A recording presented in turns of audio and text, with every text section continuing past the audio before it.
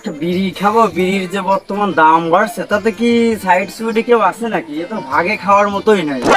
কাছতে সকালে পকেট থেকে 20টা টাকা চুরি করে ডার্বি সিগারেট কিনেছি 2টা। বর্তমান যে ডার্বি সিগারেটের বাজার মূল্য বাড়ছে তাতে তো আসলে সিগারেট খাওয়ার মতোই নাই। দেখি সাইড সুইডে কেউ আছে নাকি, শেষে আবার কাউকে ভাগে দিয়ে খাওয়া লাগবে নাকি।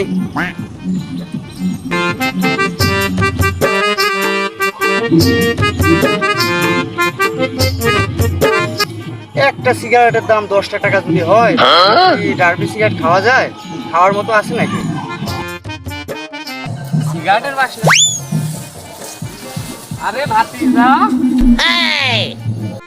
বিফালি কোনে বিড়ির জন্য সকাল হইতে তোমার পায়খানায় ক্লিয়ার আছে, সকালে টয়লেটে গেলাম তাও না। আরে He shock you.